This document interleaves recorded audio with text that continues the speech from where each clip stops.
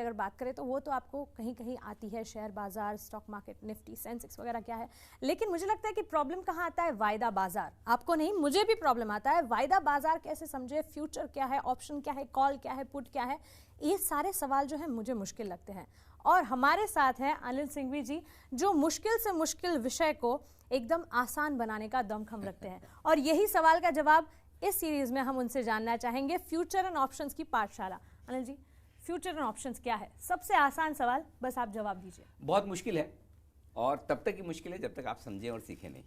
जिस दिन आपने ठान लिया कि मुझे फ्यूचर्स, ऑप्शंस, एफएनओ, वायदा कारोबार, डेरिवेटिव्स ये सीखना है, तो कोई मुश्किल नहीं है जी। हाँ, मतलब डेफिनेटली इक्विटी मार्केट के कंपैरिजन में उसकी तुलना में थोड़ा तो मुश्किल है।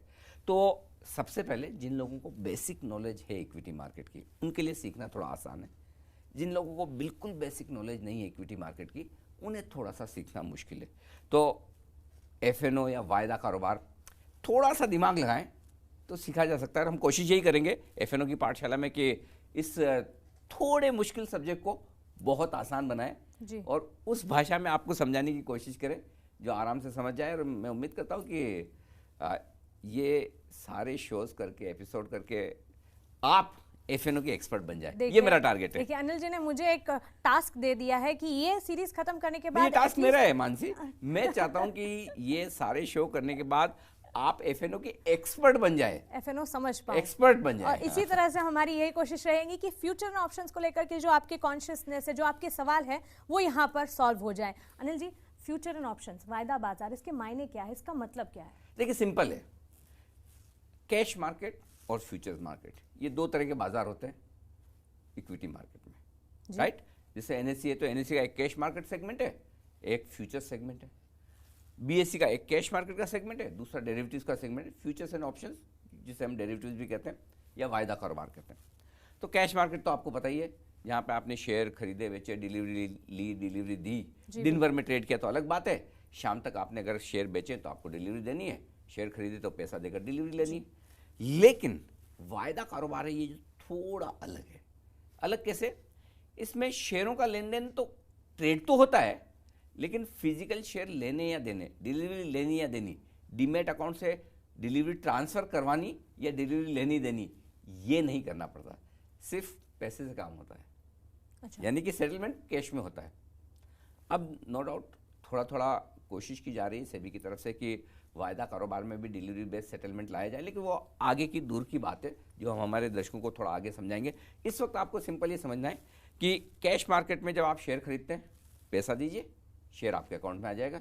जब बेचना है, शेयर दीजिए, बेचेंगे, पैसा आपके अकाउंट में आ जाएगा। लेकिन वायदा कारोबार में, फ्यूचर्स एंड ऑप्शंस में ऐसा नहीं होता। जब आप ट्रेड करते हैं, जिस प्राइस पर आप ट्रेड करते हैं, लॉन्ग या शॉर्ट, खरीदने या बेचने का, और जिस प्राइस पर उस ट्रेड को खत्म करते हैं, इसके बीच का जो डिफरेंस है, या तो आपको पैसा मिल जाएगा या आपको पैसा देना है। प्रॉफिट किया तो पैसा आ जाएगा, लॉस किया तो आपको देना पड़ेगा, सिंपल।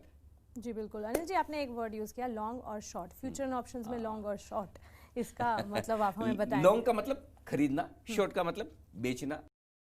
कैश मार्केट में प्रॉब्लम क्या है? जब आप बेचना चाहते हैं तो आपके पास डिलीवरी होनी चाहिए, वो शेयर होने चाहिए, नहीं है तो बेचेंगे कैसे?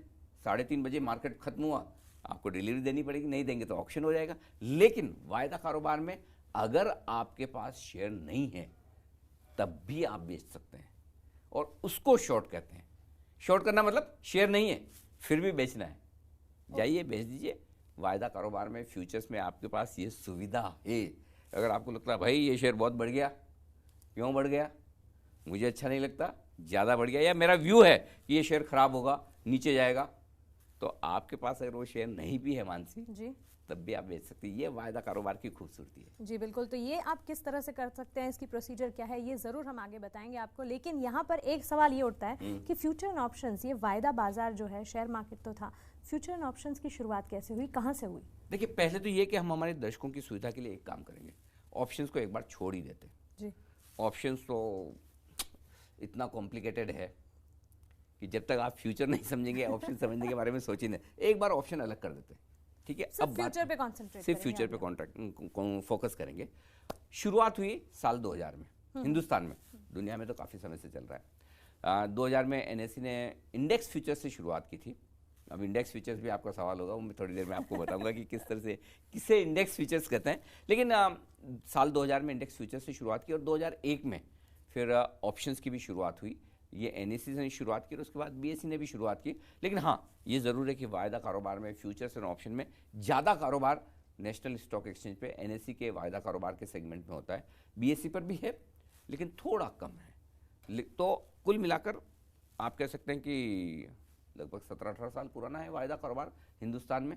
हाँ, उसके पहले बहुत पुराने ज़माने में, मेरे ज़माने में जब रिंग हुआ करती थी 92-93 में, फिजिकल स्टॉक मार्केट हाँ, जब हुआ तब भी अलग अलग तरह के ऑप्शंस ट्रेड हुआ करते थे।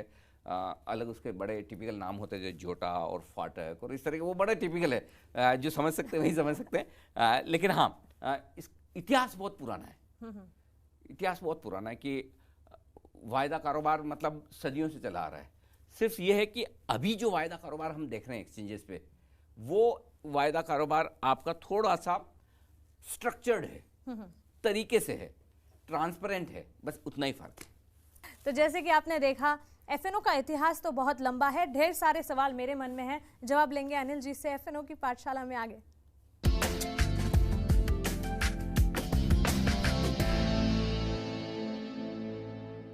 एफएनओ की पाठशाला में आपका स्वागत है। मैं हूं मानसी दवे और हमारे साथ जुड़े हैं जी बिजनेस के मैनेजिंग एडिटर अनिल सिंघवी। आज हम इनसे जानेंगे कि एफएनओ फ्यूचर्स वायदा कारोबार की जब हम बात करते हैं, अनिल जी, मैंने अखबारों में पढ़ा है कि काफी रिस्की ट्रेड है ये। जब वायदा कारोबार में तुम कहाँ नहीं है मानसी? जब यहाँ पर आप निवेश करने की कोशिश करते हैं तो कई लोग बर्बाद हो गए। ये रिस्क की वजह क्या है और इसे किस तरह से टैकल किया जाए? अगर आपको तैरना नहीं आता तो आप पूल में कूदेंगी? जी बिल्कुल नहीं। और नहीं, बिना सीखे कूदेंगी तो फिर डूबेंगी। बस यही एफएनओ में भी है। प्रॉब्लम एफएनओ की नहीं है। देखिए, अगर आपको प्लेन उड़ाने के लिए दे दिया जाए और प्लेन क्रैश कर जाए तो गलती आपकी है या प्लेन की है? मेरी गलती है, क्योंकि आपको नहीं आता। सिंपल। सेम उसी तरह से गलती वायदा कारोबार की नहीं है। जो लोग बिना सोचे समझे, बिना पढ़े लिखे, बिना इसको जाने पहचाने करेंगे तो फिर ये दिक्कत तो आने वाली है। और फिर हम ब्लेम क्या करते हैं? अरे वायदा कारोबार में लोग बर्बाद हो गए, डूब गए, मर गए, रोड पर आ गए। ऐसा कुछ नहीं है। हाँ, अगर आप बिना तैयारी के, बिना सोचे समझे, बिना पढ़े लिखे करेंगे तो ये तो होना पक्का है। और ये किसी भी काम में होना पक्का है, वायदा कारोबार की ट्रेडिंग ही नहीं, किसी भी काम में। तो सिंपल ये है कि करने के पहले सीखे। ये है ना, on the job training type वाला मामला नहीं है कि करते करते सीख लें। इससे पहले सीख लें, फिर इसमें कूदें, फिर करें, फिर लॉस करें और उतना ही लॉस करें जो आपको सिखाता रहे, और उसके बाद फिर से ट्रेड करने के लिए जिंदा रहें। जी बिल्कुल। तो ये फॉर्मूला है वायदा कारोबार में शुरुआत करने का। जैसे कि अनिल जी ने बोला, पहले आप सीखें और फिर इसमें कूदने की कोशिश करें। वायदा कारोबार ऑन द जॉब ट्रेनिंग बिल्कुल नहीं है। अनिल जी, मुझे एक बात बताइए, ट्रेडर्स और इन्वेस्टर्स, हम हर बार सुनते आते हैं कि ट्रेडर्स और इन्वेस्टर्स में एग्जैक्टली फर्क क्या होता है? बहुत फर्क है। ठीक उसी तरह से जैसा T20 प्लेयर और टेस्ट मैच के प्लेयर में। ओके। आपको T20 में हार्दिक पांड्या दिखेंगे और टेस्ट मैच में चेतेश्वर पुजारा दिखेंगे। क्या आप शॉर्ट टर्म लॉन्ग टर्म की बात कर रहे हैं? एब्सोल्युटली। वायदा कारोबार का काम सिर्फ दो तरह से वायदा कारोबार होता है। एक तो ये कि प्योरली ट्रेडिंग के हिसाब से, जो आमतौर पर लोग मानते हैं, और दूसरा होता है हेजिंग के लिहाज से, यानी कि आपका कोई इन्वेस्टमेंट है, उसकी आप सुरक्षा करना चाहते हैं, जो हम थोड़ा आगे वाले एपिसोड्स में बताएंगे। तो ये दो तरीके से वायदा कारोबार का किया जाता है। पहले हम आमतौर पर जो हमारे दर्शक ट्रेडिंग के लिहाज से सोचते हैं वो बताएं। तो इसमें सिंपल है कि जब आप वायदा कारोबार में ट्रेड करते हैं तो आप इन्वेस्टमेंट के बारे में नहीं सोच रहे। ओके। सिर्फ और सिर्फ ट्रेडिंग के बारे में सोच रहे। तो ट्रेडिंग की आपकी वो माइंडसेट होनी चाहिए, है ना। क्या होता है, ट्रेडर के लिए कुछ स्किल्स चाहिए, कुछ समझ चाहिए, कुछ डिसिप्लिन चाहिए कि कब आपको एंटर करना है, कब एग्जिट करना है, कितना लॉस करना है, कितना स्टॉप लॉस होना चाहिए, कितनी क्वांटिटी में करना है, एक दो ट्रेड में लॉस हो जाए तो रुक जाना है। ये 50 चीजें होती है ट्रेडिंग में। मतलब ज्यादा नहीं, हम 25-50 एपिसोड कर सकते हैं। इतना सब कुछ है। लेकिन शॉर्ट में जो मैं बताऊं, तो आमतौर पर जो इन्वेस्टर्स वायदा कारोबार में, आमतौर पर जो ट्रेडर्स, मैं वायदा कारोबार वालों को इन्वेस्टर कहता ही नहीं। अच्छा। वो है ही नहीं इन्वेस्टर, एक्चुअली नहीं, वो इन्वेस्टर्स नहीं, ट्रेडर्स ना, वो ट्रेडर ही है, 100% ट्रेडर ही है। तो जो ट्रेडर्स है वो ट्रेडर ही है, और शॉर्ट टर्म ही सोच रहे हैं। मतलब एक महीने की एक सीरीज होती है, अगर महीने भर का भी व्यू ट्रेडर ले ले तो बड़ी बात है। वायदा कारोबार में तो हालत ऐसी है ट्रेडर्स की कि अभी से लेके सुबह से लेके दोपहर तक, दोपहर से लेके शाम तक या 3:30 बजे तक ट्रेड हो जाए, खत्म, रात को क्यों पोजीशन रखनी, नेक्स्ट डे नया देखेंगे। सो कंप्लीटली ये ट्रेडर्स के लिए ज़्यादा है बजाय इन्वेस्टर्स के। है अगर इन्वेस्टर्स के लिए तो वो बहुत बड़े इन्वेस्टर्स, म्यूचुअल फंड्स, एफआईज, वो हेजिंग के लिहाज से इसे इस्तेमाल करते हैं, जो हम आगे बात करेंगे। अच्छा, तो मतलब आप ये कहना चाहते हैं कि अगर वायदा कारोबार में निवेश करना है तो एक ट्रेडर की तरह सोचना है, ना कि एक इन्वेस्टर्स की तरह। जैसे एक शॉर्ट टर्म के लिहाज से हमें जिसको इन्वेस्ट करना है वो कैश में पूरे पैसे दे, डिलीवरी खरीदे, अपने डीमेट अकाउंट में ट्रांसफर करें, सालों साल रखे, पैसा बनने दें, शेयर पर नजर रखें, कंपनी सब ठीक ठाक कर रही है, और जब तक आपको लगता है ठीक ठाक कर रही है, शेयर ऊपर नीचे हो, घबराए नहीं, और आराम से 2 साल, 3 साल, 5 साल, 10 साल उससे पैसा बनाए। वो इन्वेस्टर है जी। या तो मिनटों मिनटों वाला खेल है, तो यहाँ इन्वेस्टर का सवाल ही नहीं, ये सबके सब ट्रेडर हैं।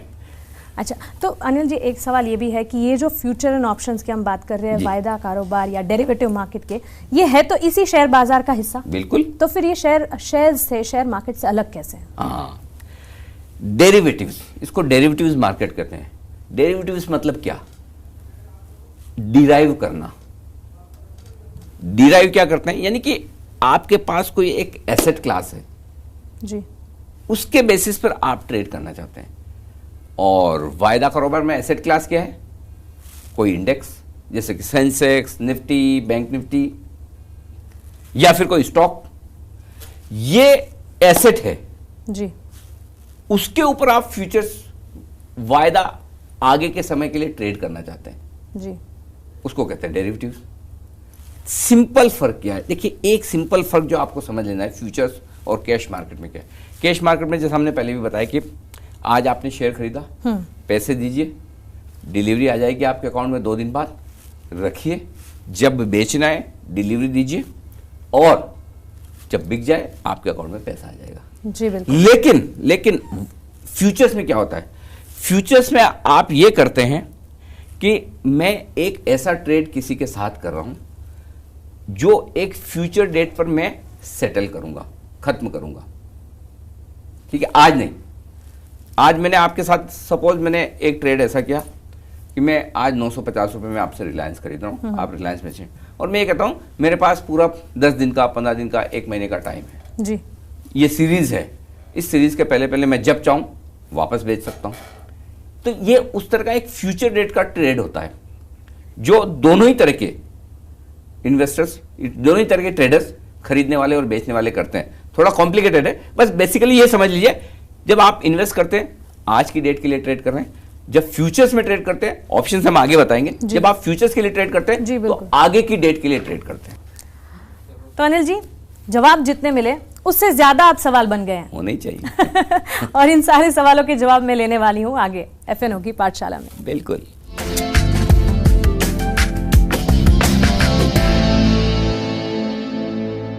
एफएनओ की पाठशाला में आपका स्वागत है। मैं हूं मानसी दवे। अनिल जी भी हमारे साथ जुड़े हैं। अनिल जी, वायदा कारोबार को हम समझ रहे हैं, डीमैट अकाउंट, ट्रेडिंग अकाउंट, ये शेयर बाजार में सुना है। एफएनओ में डीमैट अकाउंट होता है, ट्रेडिंग अकाउंट होता है, किस तरह से ट्रेडिंग होती है? देखिए, ट्रेडिंग अकाउंट तो जरूरी है। और ट्रेडिंग अकाउंट अगर आपके पास सिर्फ कैश मार्केट का है तो आपके पास एफएनओ मार्केट का अलग से ट्रेडिंग अकाउंट होना जरूरी है। ओके। मोस्टली ज्यादातर ब्रोकर्स जो मतलब इन दोनों के अकाउंट्स अलग अलग हैं, सेगमेंट्स अलग अलग हैं, और ज़रूरी नहीं कि एक ही ब्रोकर सारे सेगमेंट्स को आपको दें ट्रेड करने को। तो आपको अगर सिर्फ कैश मार्केट में ट्रेड करना है तो कैश मार्केट का अकाउंट होगा, वायदा कारोबार में ट्रेड करना है तो एफएनओ का एक अलग अकाउंट होगा। ट्रेडिंग अकाउंट आमतौर पर आप दोनों ही तरह के ट्रेडिंग अकाउंट एक ही ब्रोकर से खुलवा सकते हैं, वो कोई दिक्कत की बात नहीं। हाँ, एक फ़र्क है, और फ़र्क वो ये है कि अगर आप कैश मार्केट में ट्रेड कर रहे हैं जी, तो आपके लिए ज़रूरी है कि आपके पास डीमैट अकाउंट हो। लेकिन अगर आप एफएनओ में ही ट्रेड करना चाहते हैं तो डीमैट अकाउंट की ज़रूरत बिल्कुल नहीं है। तो गौर करने वाली बात है कि अगर आप शेयर मार्केट में ट्रांजैक्शन करना चाहते हैं तो डीमैट अकाउंट की जरूरत है। आगे चलते हुए एफएनओ में आगे चलते हुए जब सेबी कुछ शेयरों में, कुछ वायदा कारोबार के शेयरों में डिलीवरी सेटलमेंट लेकर आएगी, थोड़ा कॉम्प्लिकेटेड है, हम आगे समझाएंगे, तब शायद हो जाए कि डीमेट अकाउंट खुलवाना पड़े। लेकिन अभी आज की तारीख में अगर आपको सिर्फ और सिर्फ वायदा कारोबार में ट्रेड करना है, एफएनओ में ट्रेड करना है, डीमेट अकाउंट की जरूरत नहीं। हाँ, ट्रेडिंग अकाउंट होना चाहिए, बैंक अकाउंट होना चाहिए, वो तो जरूरी है। कैश मार्केट के लिए डीमैट अकाउंट की जरूरत है, एफएनओ में सिर्फ अगर आपको निवेश करना है तो डीमैट अकाउंट नहीं चाहिए। अनिल जी, कॉन्ट्रैक्ट क्या है? Contract agreement, simple. अच्छा, तो अगर फ्यूचर एंड ऑप्शंस की बात करें, वायदा बाजार की बात करें, उसमें कॉन्ट्रैक्ट लेना पड़ता है। कॉन्ट्रैक्ट तो बड़े महंगे होते हैं। हाँ, बिल्कुल होते हैं, और कॉन्ट्रैक्ट का नाम सुनते ऐसा लगता है कि हम कोई बड़ा काम करने जा रहे हैं। जी बिल्कुल, है ना? वैसे ऐसा है नहीं, सिंपल। कॉन्ट्रैक्ट का मतलब क्या है? जब आप कैश मार्केट में ट्रेड करते हैं, इन्वेस्ट करते हैं, तो आप एक एक शेयर में ट्रेड कर सकते हैं। एक शेयर खरीदा, एक शेयर बेचा। लेकिन वायदा कारोबार में शेयर एक एक ट्रेड नहीं होता, कॉन्ट्रैक्ट ट्रेड होता है, जिसे आमतौर पर आप ये कह सकते हैं कि अलग अलग सीरीज के कॉन्ट्रैक्ट होते हैं। अब आपका सवाल ये भी आएगा कि सीरीज क्या होती है? क्या है? हाँ, तो जैसे हर वक्त वायदा कारोबार में किसी भी स्टॉक में 3 सीरीज चालू रहती है। इस महीने की सीरीज, अगले महीने की सीरीज और उसके अगले महीने की सीरीज। अच्छा, मतलब अगर ये मई चल रहा है तो मई, जून, जुलाई। तो हम मई को कहते हैं करंट मंथ सीरीज, तो वो करंट मंथ कॉन्ट्रैक्ट हो गया। जून को कहेंगे हम next month series, next month contract हो गया। और जुलाई को कहेंगे हम फार मंथ सीरीज, यानी कि तीसरे महीने का कॉन्ट्रैक्ट हो गया। तो जो जिस महीने में आप ट्रेड कर रहे हैं, आप मई के महीने में जुलाई भी ट्रेड कर सकते हैं, जून भी ट्रेड कर सकते हैं। तो जो महीने का आप जिस सीरीज का आप ट्रेड कर रहे हैं, उसको आप कॉन्ट्रैक्ट कहते हैं कि मैं मई का कॉन्ट्रैक्ट ट्रेड कर रहा हूँ, जून का कॉन्ट्रैक्ट ट्रेड कर रहा हूँ, जुलाई का कॉन्ट्रैक्ट ट्रेड कर रहा हूँ। अच्छा। तो सीरीज और कॉन्ट्रैक्ट कमोबेश एक ही बात है। अच्छा, तो ये कॉन्ट्रैक्ट में कितने शेयर्स होते हैं? हाँ, अब हर एक कॉन्ट्रैक्ट में आपको जब ट्रेड करना होता है तो वो लॉट्स में ट्रेड करना होता है। लॉट्स, उसको लॉट कहते हैं। अनिल जी, सुना तो था कि लॉट खरीदे, लॉट बेचे। हाँ, तो उसमें ऐसा है कि जैसे आप कैश मार्केट में एक शेयर खरीद सकते हैं, एक बेच सकते हैं। जी। तो वायदा कारोबार में ऐसा नहीं है, हर एक का लॉट साइज फिक्स है। जैसे कि निफ्टी का 25 का लॉट है या 50 का लॉट है। स्टॉक्स का हर एक का अलग अलग लॉट साइज हो सकता है, किसी का 200 शेयरों का होगा, किसी का 500 शेयरों का होगा। आमतौर पर जो नियम बने हुए हैं इस वक्त, तो सेबी ने नियम यह बना रखा है कि किसी भी कॉन्ट्रैक्ट की लॉट साइज जो है, उन शेयरों की संख्या और उनकी मार्केट वैल्यू, ये मिलाकर 5 लाख रुपए के आसपास होनी चाहिए। ओके, लॉट साइज की वैल्यू मिलाकर के 5 लाख। हाँ, तो जब 5 लाख के आसपास की से सपोज कोई शेयर 100 रुपए का है, ठीक है, और उसकी लॉट साइज बनानी है तो 5000 की लॉट साइज होगी जी, ठीक है, तो 5 लाख का अप्रोक्सीमेटली लॉट वैल्यू हो गया। अब ऐसा तो है नहीं कि शेयर 100 का 100 पे ही रहेगा जी। हो सकता है कुछ दिनों में 125 हो जाए, 150 हो जाए, या कुछ दिनों में 50 रह जाए, तो वैल्यू 5 लाख से कम भी हो सकती है, ज़्यादा भी हो सकती है। तो आमतौर पर 5 लाख के आसपास लॉट साइज रखने की कोशिश की जाती है। समय समय पर सेबी और एक्सचेंज इसको रिव्यू करते हैं। अगर किसी के वैल्यू बहुत बढ़ गई लॉट की, तो उनकी लॉट साइज को थोड़ा छोटा कर दिया जाता है। किसी की बहुत कम हो गई तो थोड़ा बढ़ा दिया जाता है। कुछ शेयर ऐसे हैं जिनकी लॉट साइज 20 से 25,000 की भी है, और कुछ शेयर ऐसे हैं जिनकी लॉट साइज सिर्फ 50 की है। तो उनकी वैल्यू ज्यादा होगी, इसलिए लॉट साइज कम है। एग्जैक्टली। और जो निफ्टी फ्यूचर्स हैं या जो बैंक निफ्टी फ्यूचर्स हैं, जो इंडेक्स फ्यूचर्स हैं, उनकी लॉट साइज 25 की भी है, 50 की भी है। तो वो तो आप आराम से 25 में भी ट्रेड कर सकते हैं, बड़े लिक्विड भी होते हैं, आराम से बड़ी संख्या में ट्रेड होता है। तो लॉट साइज का मतलब ये कि आपको मिनिमम उतनी क्वांटिटी तो खरीदनी और बेचनी है। सपोज रिलायंस का लॉट साइज समझिए 150 शेयर का है जी, ठीक है। अब रिलायंस का 150 शेयर का लॉट साइज है। अगर आपको कैश में खरीदना हो रिलायंस, तो आप 2 शेयर भी खरीद सकते हैं, 5 भी खरीद सकते हैं। लेकिन वायदा कारोबार में खरीदना बेचना है तो मिनिमम 150 खरीदना पड़ेगा, मिनिमम 150 बेचना पड़ेगा। लेकिन वो 150 उतने पैसे देने पड़ेंगे या नहीं? पैसे उतने नहीं देने पड़ते हैं। हाँ, यही तो वायदा कारोबार की खूबसूरती लॉट है तो। कैश मार्केट में और वायदा कारोबार में यही सबसे बड़ा फर्क है। कैश मार्केट में जितना आप खरीद रहे हो उतना पूरा का पूरा पैसा देना होगा। इसमें सिर्फ और सिर्फ थोड़ा सा मार्जिन देना होता है। इसी वजह से लोग कैश मार्केट के बजाय वायदा कारोबार में ट्रेड करते हैं। लेकिन प्रॉफिट और लॉस जो है वो आपके पूरे कॉन्ट्रैक्ट साइज पर होता है। भले ही आपने समझिए आपके पास 150 शेयर का लॉट है रिलायंस का, उसकी वैल्यू 14 लाख रुपए है, ठीक है, तो आपसे पूरे 14 लाख नहीं लिए जाएंगे अगर आप खरीद रहे हैं तो। सिर्फ मार्जिन, सिर्फ 20%, 15%, 25% अलग अलग मार्जिन होता है अलग अलग शेयर का, वो लिया जाता है। और उसके बाद जो हम आगे थोड़ा विस्तार से मार्जिन बताएंगे, अलग अलग तरह के मार्जिन होते हैं, span margin, initial margin, mark to market margin और पता नहीं क्या क्या तरह के मार्जिन, ठीक है। मतलब ब्रोकर भी कंफ्यूज हो जाते हैं, इतने मार्जिन आते हैं। लेकिन सबसे ज़्यादा अहमियत वाला होता है M2M, यानी कि मार्क टू मार्केट लॉस या प्रॉफिट वाला मार्जिन, वो हम आगे बताएंगे। लेकिन कुल मिलाकर ये है कि आपको जब वायदा कारोबार में आप ट्रेड करते हैं फ्यूचर्स में, तो आपको पूरे पैसे नहीं भरने, थोड़े मार्जिन, बस मार्जिन दिया, आपका कॉन्ट्रैक्ट खड़ा हो गया, आपकी पोजीशन ओपन है, जब आपको वापस क्लोज करनी, अच्छा आप चाहें तो पहले शॉर्ट भी कर सकते हैं, पहले बेच भी सकते हैं, बाद में खरीद सकते हैं। जरूरी नहीं कि पहले खरीद के ही बेचना है।